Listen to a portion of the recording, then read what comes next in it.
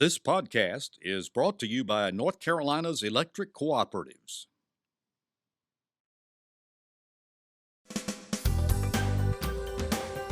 This is NC Spin, an unrehearsed discussion on issues of interest to North Carolinians. Now, here is your moderator, Tom Campbell. Thank you for watching this week's NC Spin.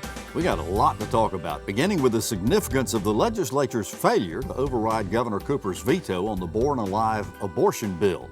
Next, we study hospital warfare taking place between Vidant Hospital in Greenville with UNC and our lawmakers. We move to Chapel Hill and talk about a possible crisis at the North Carolina Children's Hospital and higher than normal pediatric cardiac surgery death rates. And we ask our panel to tell us something we don't know. Speaking of the panel, this week's panel includes John Hood, syndicated columnist and author, Peg O'Connell, a political analyst and healthcare consultant, Rick Henderson, editor-in-chief of the Carolina Journal, and Chris Fitzsimon, the director of the Newsroom. We begin our uninterrupted debate after these brief messages from our underwriters. They're up before dawn and work late into the night. They believe in hard work, family, and doing the right thing. They stand up for their communities when others walk away. They're good people who just want a fair shake. They are farmers. At North Carolina Farm Bureau, we are proud to stand with our farmers. Today's tools make you a real DIYer, and as a member of an electric cooperative, you have lots of valuable tools to help you do it yourself in controlling your home energy use and budget, leaving you free to be Dad. Partners for Innovation in Healthcare. We're supporting common sense solutions for North Carolina's healthcare delivery system, promoting access, affordability, quality care, and innovation. Visit us on the web at pihc.info. Production underwriting provided by the North Carolina Academy of Family Physicians. Family Physicians, your trusted healthcare advisor for life. Let's get started. Something rare happened Wednesday. The House failed to override Governor Cooper's veto of the Born Alive abortion bill. Chris Fitzsimon, how significant was this vote? Well, significant in a lot of ways, but in the just purely political sense, if that's what we start with, I do think it shows that what effect the last election had and that things that the Republicans want to get accomplished they can no longer take for granted. Although I think a lot of this was driven by politics and turning out the Republican base and so forth, it does beg the question of if this was so important to the Republican House leadership and their supporters, why they didn't do this last year when they had veto-proof majorities. John, a lot of people saying this, they were just baiting Democrats here. They knew it was going to get vetoed, and they also knew it probably wasn't that significant an issue, born alive abortions in our state. You think that was the case? Was this just politics? Well, if it was baiting the Democrats just grabbed onto it hook, line, and sinker and got reeled in. Well, they got reeled in, but they also overrode it. Well, they did, I think politically, if we're going to understand it strictly politically, this was a bad idea for the Democrats to do this. They look like extremists. But I don't think that's a fair description of the Republican position. I think that they will certainly use the issue, but I think they actually believe what they're saying. That this was a very rare but possible event. There's a loophole in the law. They're correcting the law. They would have liked to have overridden the veto. They didn't get there. Peg, this was the first time that Governor Cooper had vetoed a piece of legislation. They didn't override it. What was the mood over in the legislature? You hang out over there a lot. Well, I was in the building that day, and it was interesting. There were so many people on both sides, citizens who'd come to talk to legislators, come to watch the debate. But I think I agree with Chris in that it demonstrates that the Democrats can hang together when it comes to an important issue, and this is an issue. Not totally, though. 3 Democrats. Two, and who frequently vote with the Republicans, but enough to sustain the governor's veto. That's a big deal, and it sends messages for lots of stuff. Rick, Speaker Tim Moore had kept this in the veto garage for days and days and days and days. Why did he all of a sudden decide to bring it out this week? I think he just wanted to get it over with, basically. I think. But he can bring it back, can he not? No, he can't, because a Republican would have had to have voted with the governor to sustain the veto, and none did. So I don't think they can bring it back. Does this say anything about what possibly could happen with our budget, Chris? Well, I think it does. I mean, I think that if the Democrats stick together, that the House and Senate leadership will have to work with Governor Cooper.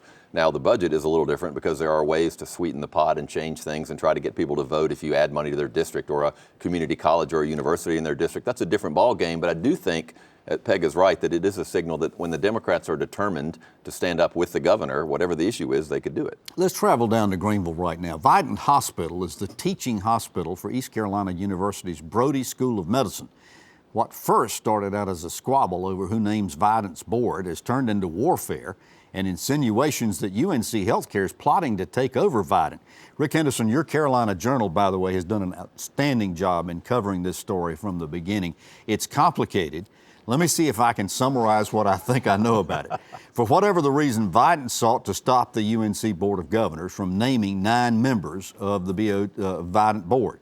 The BOG sued, and in what appeared to be a retaliatory move, the Senate threatened to take $35 million in funding away from Vidant. Then we learned that UNC Healthcare might be considering a hostile takeover of Vidant. People in Eastern Carolina are beginning to believe legislative and Board of Governor leaders have it in for the East. Is that what's happening here? Well, I think what's going on is that you have factions inside the Greenville community who are working at odds with each other.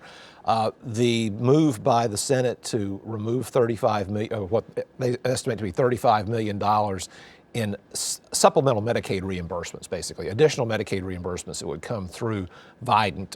That may be part of the budget. There's also the state treasurer's changes in the state health plan, which may remove money from lots of different hospitals and may reduce the amount of money they get. But what's really going on here is a battle over, at one level, personalities, unfortunately, but at second level, over the future of the shape of healthcare in North Carolina. And yes, Vidant is concerned about a potential takeover, if not by UNC, eventually by somebody else, because the Vidant model doesn't seem to be sustainable. But Governor Cooper says this looks like a political vendetta. Number one, is he right? Number two, why?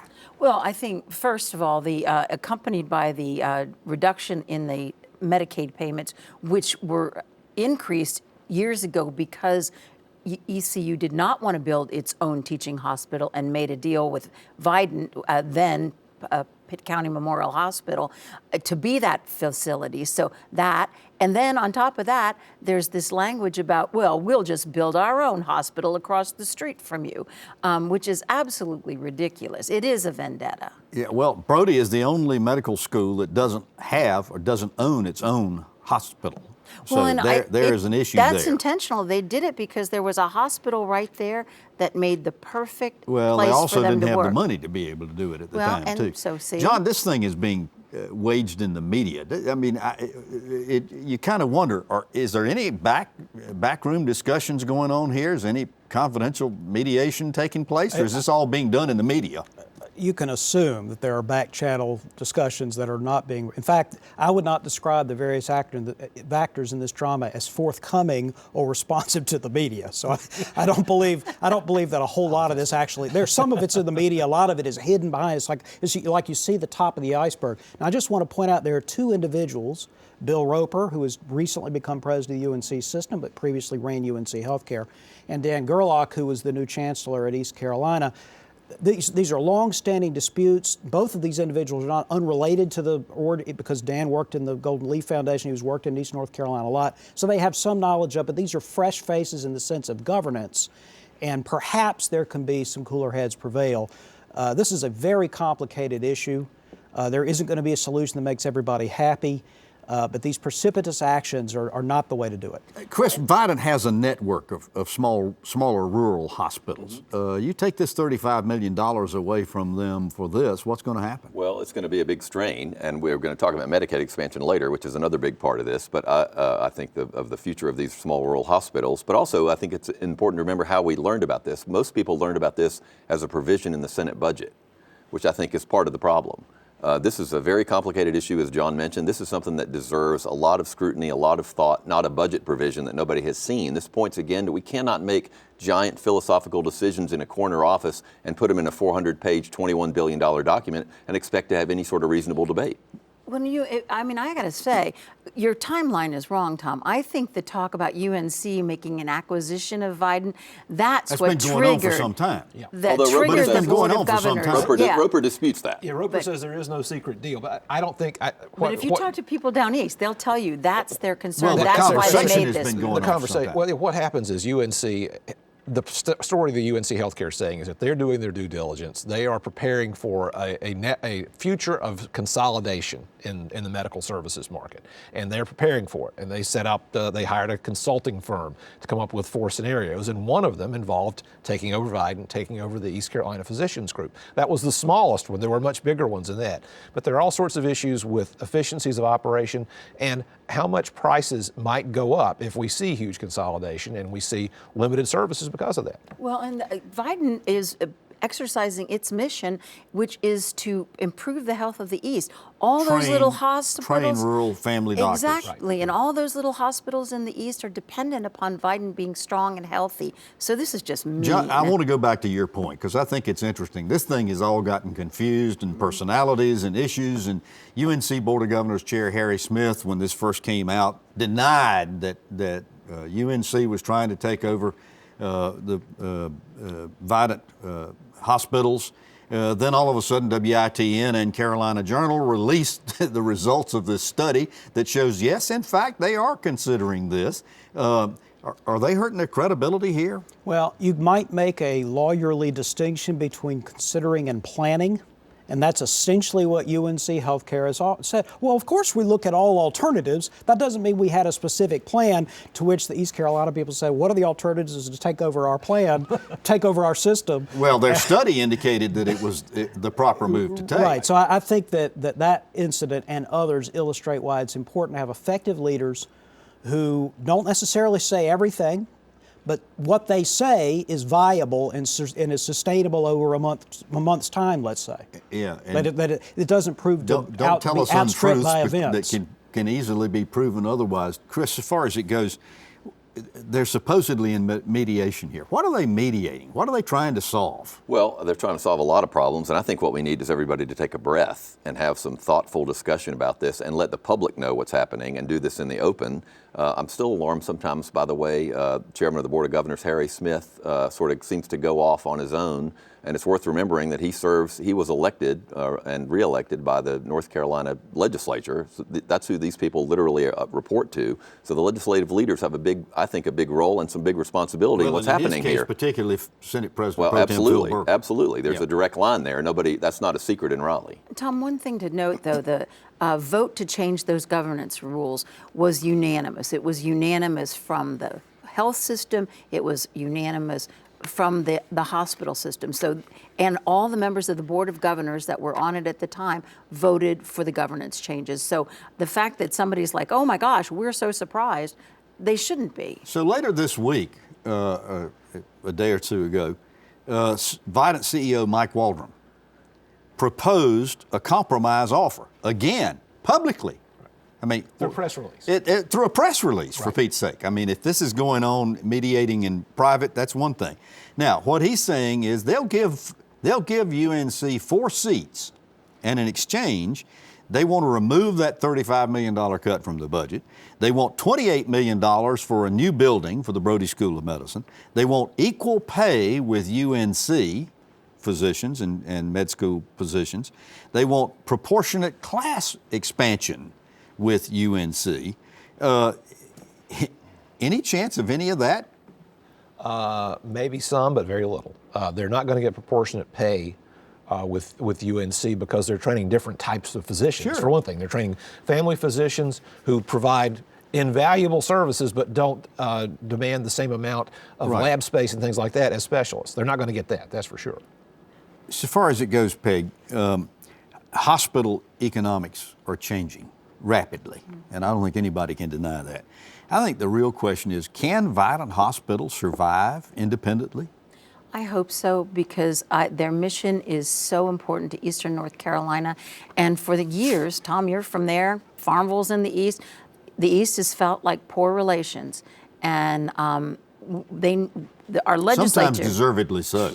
Our legislature needs to make the situation better for that hospital system, not worse. Let's switch over to another hospital story. The New York Times exploded a bombshell last Thursday, claiming there was a real crisis at the North Carolina Children's Hospital, which is part of the UNC healthcare system.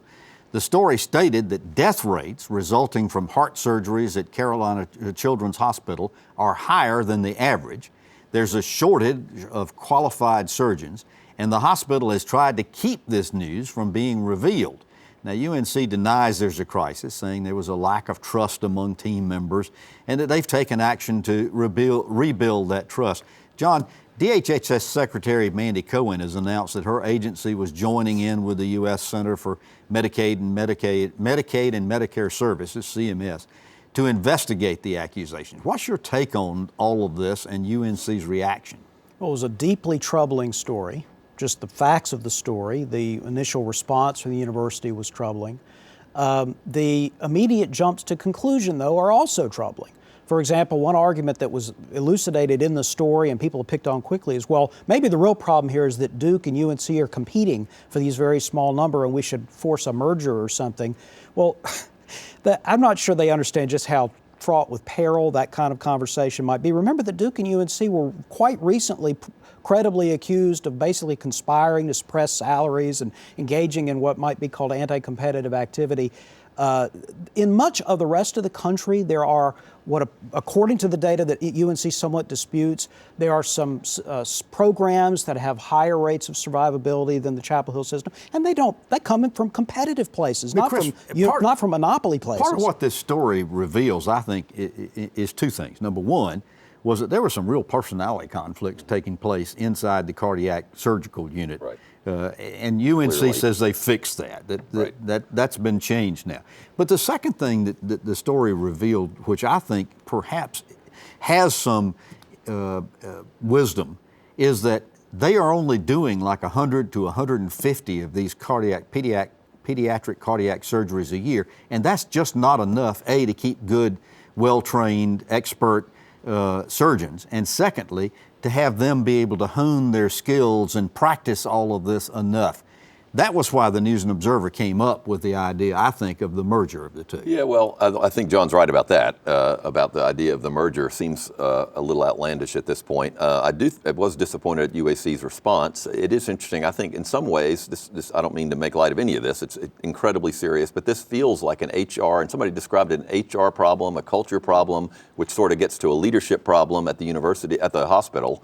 And I'd like to see I'm glad Secretary Cohen is joining this. I think we need a thorough, in-depth investigation, and we need a lot of more public answers from the university. We need them to release the data that the New York Times and others are now suing to get.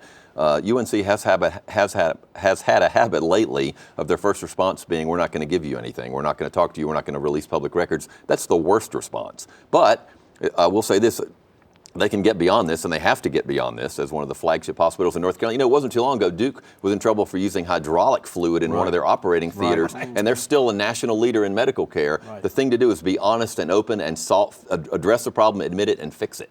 This whole thing raises an issue with me, Rick, from a standpoint of, if you look at what's taken place in the medical landscape in North Carolina, with the larger hospitals, every one of them have to have a woman's hospital. Every one of them's got to have a children's hospital. Every one of them's got to have a cancer hospital and so forth. Have we gotten to a point where these things are duplicitous and there are just too many of them and they don't all need all of these hospitals? Yeah, definitely, that's the case. And there's a situation in which you have this dance you have to do between making sure that you're offering competitive services, that you are offering people alternatives, and the fact that you're over-specializing and every place wants to have the specialist.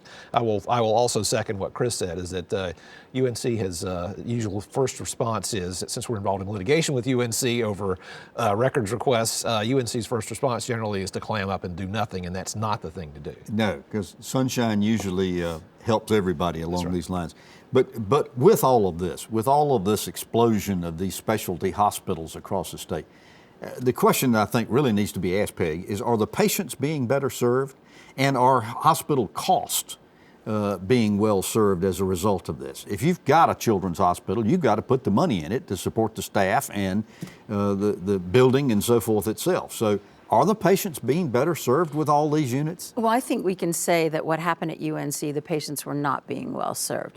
But I agree, we've got too many really fancy things going on. But when you're the parent of a child or the spouse of a person who's in a major tertiary care place like that, you want it to be close. I mean, going to UNC or going to Duke is intimidating when you feel good. I can't even imagine if you're having to drive all the way from Chocowinity to end up in a huge facility. And so. Yeah, but my first reaction to that is I want the best care I can get. I don't care where it's located as well. much. You know, but over months and months and months, what is the best care? Obviously, UNC was not the best care in this situation. And the fact that this all involves, just like we just talked about with Vidant, personalities, that should not be the case. So, two questions. I'll go around very quickly. What do you think is going to come from the investigation, and how has it damaged UNC? John? I think it damaged UNC. I think it'll be mostly a debate about how the statistics are interpreted. Peck? I think if what they say is true, then this investigation will clear them.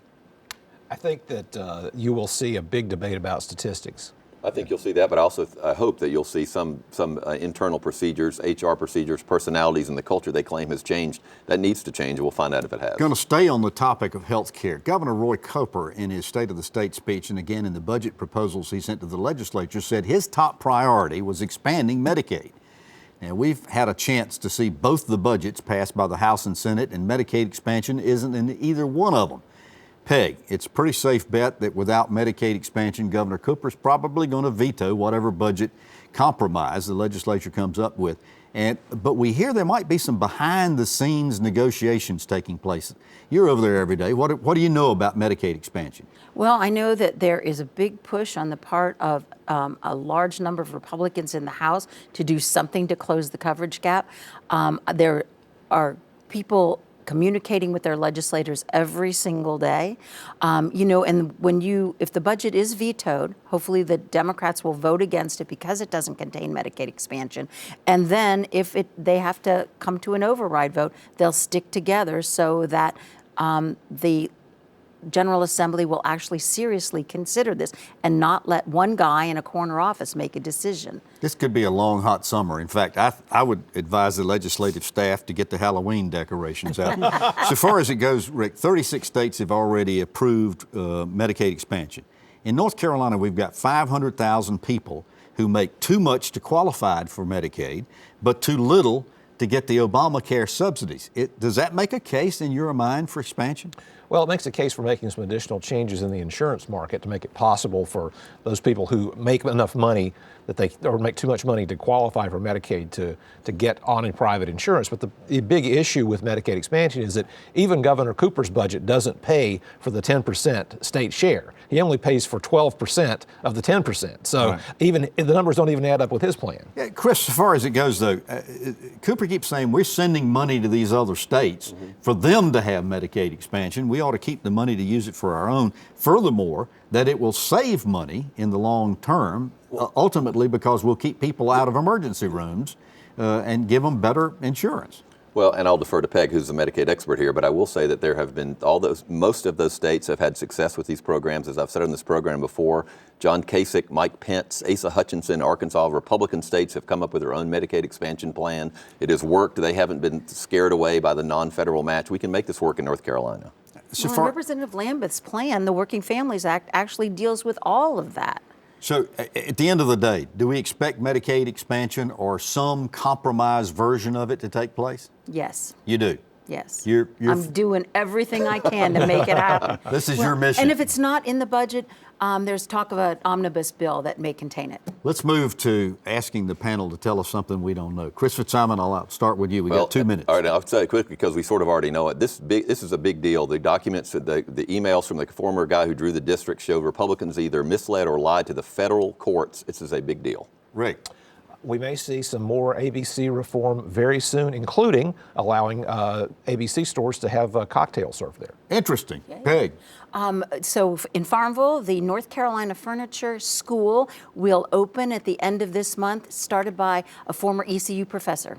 John. North Carolinians import $7.7 billion worth of products from Mexico. If those tariffs come in as the president threatens, we're talking about the equivalent of hundreds of millions of dollars in tax increases in North Carolina. And the Fed is already talking about trying to cut rates to be able to offset that. Well, you've heard our spin on the issues of the day. To stay informed all during the week, sign up for our free weekly email newsletter. Give your feedback and read my weekly column. Visit our website at ncspin.com or catch NC Spin on Facebook. And join us next week when we'll have more balanced debate for the Old North State. Until that time, stay informed and watch out for the spin.